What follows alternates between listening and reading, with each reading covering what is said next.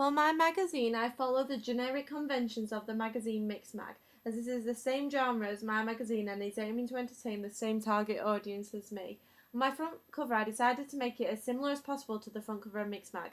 To do this, I made sure the text was in the same place as the ones on their front cover so it looked realistic as a real magazine. I made sure that all the text was in the same line, the same font, and also the same size to fit the genre of Mixmag.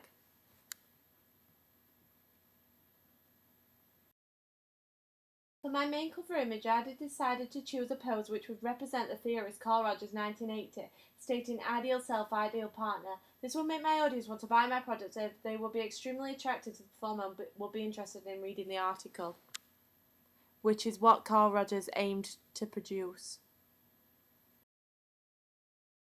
This theory also applies to the front cover of Mixmag, as they are clearly aiming their magazine at a male audience. I also have made the decision to use a circle shape the same as Mixmag, and to also add difference and contrast to my writing.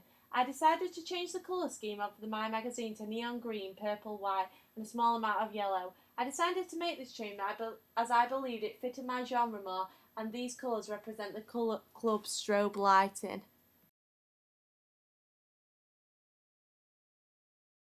For my contents page, I decided not to completely follow Mixmag, but also to follow Kerrang's contents. Although I did follow the colour scheme of Mixmag, as I also chose to use black as my background, and also chose to use white as a font, as I thought it stood out and represented the club lifestyle. I also thought the Mixmag contents had too large of image, and I thought it needed more little images to give a more vibrant feel to the magazine. Rather than using the Kerrang colours, I chose to follow my chosen colour theme, which would keep my magazine looking real and professional. Also, I found that on the Kerrang magazine they use numbers separately onto the images.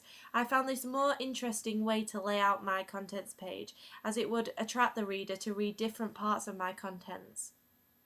Although one of my images was larger, the choice of using more little images gave the reader a chance to look at all the different parts to my magazine and not just one main double page spread story. For my double page spread, I made the decision to pastiche the Mixmag magazine.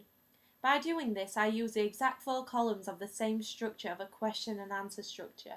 I used bold fonts which were one size bigger for the questions, and also an informal tone which would show the conversation as more of speech and more friendly. I also used a large image on a full 1 page of the double page spread. This would be the same as Mixmag, and I also decided to put a quote in as well from my artist. This would break up the text and also follow pastiche of Mixmag, as it is also included in Kerrang and other music magazines. I decided to use 2 images in the interview article instead of 1, as I believe it broke up the text more and was less boring and more interesting for my female readers.